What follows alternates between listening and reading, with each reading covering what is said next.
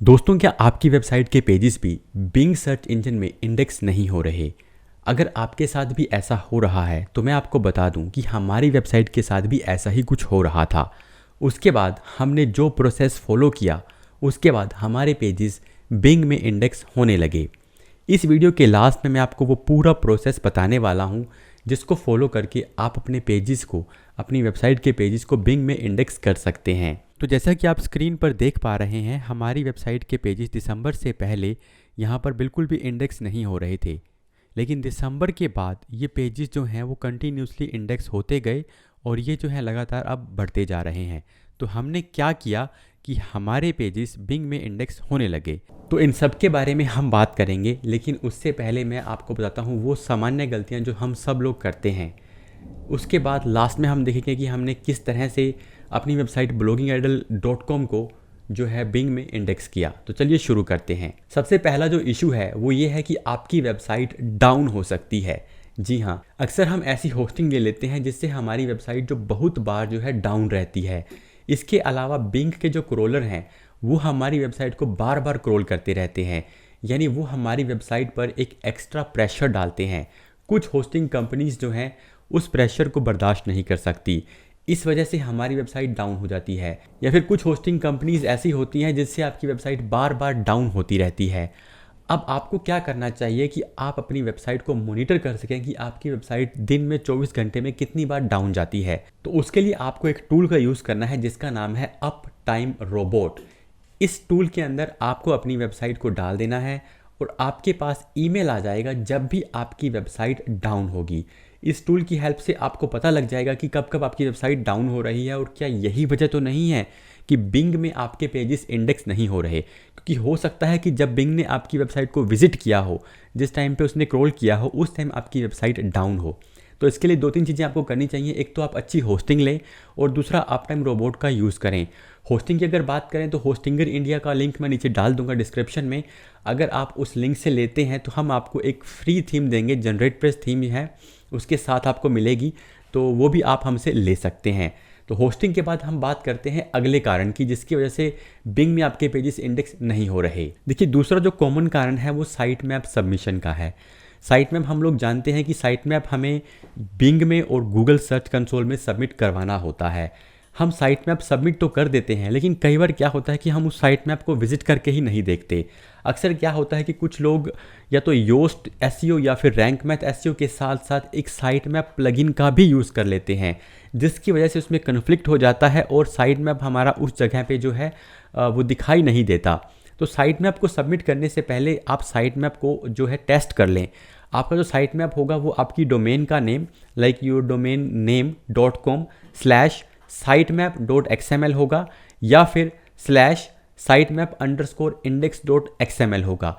आप अपनी डोमेन के नाम के साथ ये दोनों जो सफिक्स लगाएंगे तो आपको पता चल जाएगा कि आपकी साइट मैप जो है सही तरह से काम कर रहा है या नहीं कर रहा है। साइट मैप को चेक करने के बाद आप एक काम और ज़रूर करिएगा। आप अपनी वेबसाइट के robots.txt फाइल में अपने साइट मैप को जो है एंटर कर दें। उसका फॉर्मेट क्या रहेगा, साइट मैप कोलन, और जो पूरा साइट मैप का यूआरएल है वो वहाँ पर होना चाहिए। साथ ही आप ये भी इंश्योर करें कि robots.txt फाइल के अंदर आपने अपनी वेबसाइट के जो पेजेस हैं उनको कहीं पे भी ब्लॉक नहीं किया हुआ है, डिसअलाउ नहीं किया हुआ है। ज़्यादातर बिंग के कई बार क्या होता है कि बिंग को हम उसमें डिसअलाउ कर देते हैं। तो इस प्रैक्टिस को हमें नहीं करना चाहिए जब तक हम इसमें पूरी तरह से एक्सपर्ट नहीं हो जाते। बेसिकली होता क्या है कि नो इंडेक्स और डिसअलाउ जो है दो अलग अलग चीज़ें हैं। कैटेगरीज और टैग्स को कई बार नो इंडेक्स करना होता है, लेकिन डिसअलाउ जो है वो हमें बिल्कुल ध्यान से करना चाहिए। जो हमारी वर्डप्रेस वेबसाइट का जो बैकएंड है, लाइक WP एडमिन वाला पेज है या फिर कुछ ऐसे सेंसिटिव पेज हैं जो हम नहीं चाहते कि किसी को दिखाई दें, उनको आप ब्लॉक कर सकते हैं, पर उस पे आप ज़्यादा मतलब कुछ भी चेंजेस ना करें। इसके बाद बात करते हैं अगले जो कॉमन इशू की, वो है लो वैल्यू कंटेंट।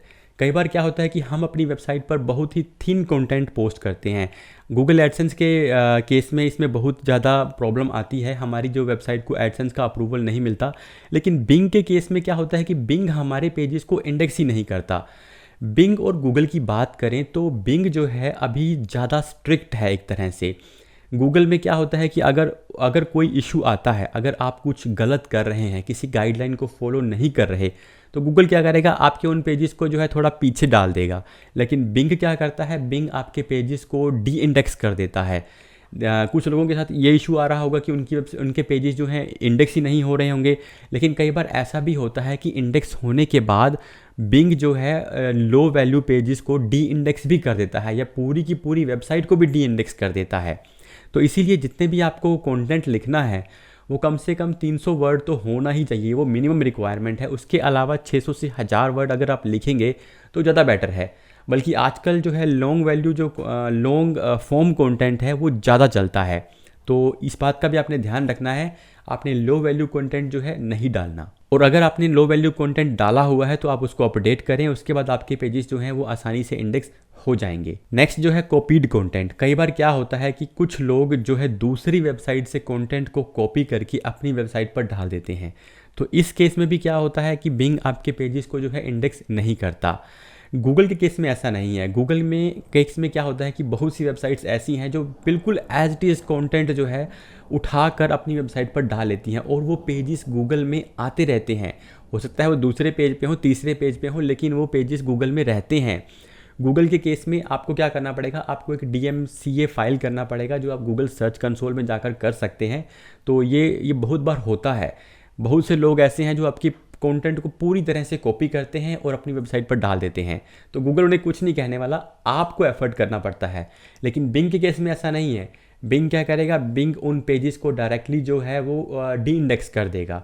तो इस बात का आपने ध्यान रखना है कि अगर आपने किसी का कंटेंट कॉपी किया हुआ है तो आप उसको डिलीट करें, अपना कंटेंट लिखें, और फिर आपके पेजेस जो हैं आसानी से बिंग में इंडेक्स हो जाएंगे। नेक्स्ट जो इशू आता है वो है duplicate content. Copied content different है, डुप्लीकेट कंटेंट थोड़ा डिफरेंट है। इसका मतलब क्या है कि कई बार क्या होता है कि हम अपने कुछ पेजेस पर उसी कंटेंट को बार बार जो है वो डाल देते हैं। मतलब हमने देखो, एक तो आप ये अननोइंगली कर सकते हैं और एक आप जानबूझकर भी ऐसा कर सकते हैं। तो गलती से कैसे होता है कि हम कई बार क्या करते हैं ना कि हम टैग्स को भी इंडेक्स कर देते हैं, कैटेगरीज को भी इंडेक्स कर देते हैं। तो टैग्स के केस में क्या होगा, वर्डप्रेस में टैग्स होते हैं, ये हम जानते हैं। टैग्स के केस में क्या होता है कि अगर हमने टैग्स को इंडेक्स किया हुआ है तो वहाँ पर क्या रहेगा कि आपने जैसे एक पोस्ट को 3-4 टैग दे दिए, उसी तरह से दूसरी पोस्ट को भी आपने 3-4 टैग दे दिए। तो उनमें जो कुछ कॉमन टैग होंगे, वो जो पेज होगा आपका, वो उस टैग, पहले टैग के लिए और दूसरे टैग के लिए, यानी दोनों ही पेजेस पर आएगा। और जब वो पेजेस को हम इंडेक्स कर देते हैं, मतलब उसको नो फॉलो नहीं करते, फॉलो पे रखते हैं, तो उस केस में क्या होता है कि वो आपका सेम कंटेंट कई सारे पेजेस पे आ जाता है। असल में होता तो वो बहुत कम कंटेंट है, वो थोड़ा सा स्निपेट ही होता है। लेकिन जब आप 50-40 टैग्स में जो अलग अलग पोस्ट को डाल देंगे तो वो 50-40 बार आपकी वेबसाइट पर रिपीट होगा, जिससे डुप्लीकेट कंटेंट जो है वो आपकी वेबसाइट पर बहुत ज़्यादा हो जाएगा। इसके लिए आपको करना क्या चाहिए, आपको टैग्स को तो नो इंडेक्स करना ही है, और कैटेगरीज को भी आप नो इंडेक्स कर सकते हैं। वैसे रैंक मैथ इसके बारे में क्या कहता है वो मैं आपको स्क्रीन पर दिखा देता हूँ। देखिए, रैंक मैथ कह रहा है कि indexing categories and tag pages या archive are not recommended unless you have got a reason for it. They strictly do not add any value to search engine as they are considered thin और duplicate pages. यहाँ पर ये कह रहा है कि हमें जो है कैटेगरी और टैग पेजेस को जो है नो इंडेक्स ही रखना चाहिए, क्योंकि वो सर्च इंजन के लिए कोई वैल्यू नहीं कर रहे हैं। तो वो बार बार सर्च में आएंगे तो डुप्लीकेट कंटेंट का इशू तो आएगा। लेकिन इसमें थोड़ा सा कन्फ्लिक्ट क्या है कि दूसरी जगह पे ये कह रहा है कि आपको कैटेगरी आर्काइव को साइट मैप में इंक्लूड कर देना चाहिए। वैसे मेरे अकॉर्डिंग आपको कैटेगरी और टैग्स दोनों को ही जो है इंक्लूड नहीं करना चाहिए। बहुत से लोग इसी प्रैक्टिस को फॉलो करते हैं, हम भी इसी प्रैक्टिस को फॉलो करते हैं। लेकिन शुरू में अगर आपकी वेबसाइट नहीं है तो आप कैटेगरी पेजेस को इंडेक्स कर सकते हैं, यानी कि साइट मैप में उसको डाल सकते हैं। जब साइट मैप में डालेंगे तो वो फॉलो ही होगा, नो फॉलो नहीं होगा। तो ये आप थोड़ा सा कंसेप्ट देख लीजिएगा कि आपको किन किन पेजेस को फॉलो करना है और किन को नो फॉलो करना है। इसके बाद अगली जो गलती हम लोग करते हैं वो है स्पैमी बैकलिंक्स की। देखिए, स्पैमी बैकलिंक्स के केस में अभी गूगल जो है ना, इस बारे में बहुत मैच्योर हो चुका है। गूगल को पता है कि लोगों ने इस तरह की प्रैक्टिस को करना ही है, और कई बार कुछ दूसरे लोग भी आपकी वेबसाइट पर स्पैमी बैकलिंक बना सकते हैं, जिसे हम नेगेटिव एसईओ कहते हैं। बट गूगल जो है अभी उस केस में आपको कोई पेनल्टी नहीं दे रहा है, यानी आपके पेजेस को एटलीस्ट वो डी इंडेक्स तो नहीं कर रहा है। वो क्या कर सकता है, वो आपके पेजेस को उठा के पीछे फेंक देगा, यानी आपको या फिर उनकी उन बैकलिंक को कोई वैल्यू नहीं देगा, तो दूसरे पेजेस ऑटोमेटिकली आगे चले जाएंगे। लेकिन बिंग के केस में ऐसा नहीं है। बिंग क्या करता है, आपके उन पेजेस को डी इंडेक्स कर देता है। तो इस केस में आप दो ऑप्शन है आपके पास, या तो आप अपने जो स्पैमी बैकलिंक्स हैं उनको हटाएं, या फिर आप नए अच्छे बैकलिंक्स बनाएं। तो अच्छे बैकलिंक्स जब आप बनाएंगे, वैसे मैं यही रिकमेंड करूंगा कि आप नए बैकलिंक्स बनाएं और अच्छे बैकलिंक्स बनाएं। जब आप अच्छे बैकलिंक्स बनाएंगे तो जो स्पैमी बैकलिंक्स का जो परसेंटेज रहेगा ना, वो कम हो जाएगा। तो इसी को आपने फॉलो करना है।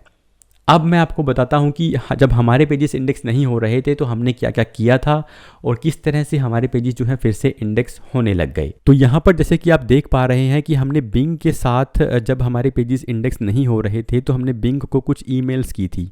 तो ये एक हमने उसको ईमेल किया था, या जब आप उसको बिंग वेबमास्टर सपोर्ट को कॉन्टैक्ट करेंगे तो वो आपको इस तरह का एक भेजेंगे, ईमेल भेजेंगे, और आपको बोलेंगे कि वो 10 डेज़ के अंदर आपको इसका रिप्लाई करेंगे। तो उन्होंने इसका रिप्लाई किया। ये देखिए, ये 6 या 7th मंथ की बात है 2021 की, ठीक है। तो उन्होंने रिप्लाई किया, लेकिन ज़्यादातर जो उनका रिप्लाई क्या रहेगा कि your website did not meet the standards by Bing, ठीक है। यानी आपकी वेबसाइट जो है वो बिंग के उसको फॉलो नहीं कर रही। तो बाकी लोगों की तरह जो हमने भी यही कहा था कि जब हमारी वेबसाइट गूगल में इंडेक्स है, गूगल के जब हम गाइडलाइंस को फॉलो कर रहे हैं, तो ऐसा कैसे हो सकता है कि हम बिंग की गाइडलाइंस को फॉलो नहीं कर रहे। लेकिन उन्हें इससे मतलब नहीं है। उन्हें मतलब है कि आपकी वेबसाइट बिंग के अकॉर्डिंगली काम कर रही है या नहीं कर रही, ठीक है जी। तो एक बार ये करने के बाद फिर से हमने उनको दोबारा कॉन्टैक्ट किया। ये 9th मंथ की बात है। तो यहाँ पर भी उनका वही रिप्लाई आया कि 10 डेज़ में, और फिर उन्होंने ये फिर से सेम चीज़, your content did not meet the standard set by the Bing. तो यहाँ पर भी उनका यही सेम ऑलमोस्ट रिप्लाई था। तो हमने फिर वही बात उसको बताई कि हमारा ट्रैफिक अभी आ रहा है, ये सब कुछ आ रहा है। तो उन्होंने इसको कुछ आगे टिकट विकट को जनरेट किया, लेकिन उसके बाद इनका कोई रिप्लाई हमें नहीं आया।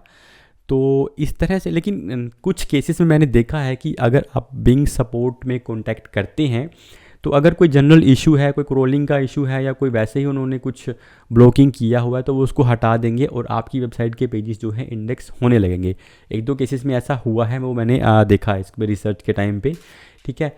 तो अगर ऐसा नहीं होता है तो उसके बाद आपको क्या करना है, उसके बाद आपको अपनी वेबसाइट पर एक प्लगइन को इंस्टॉल करना है। वो प्लगइन क्या है, उस प्लगइन का नाम क्या है, मैं आपको दिखा देता हूँ।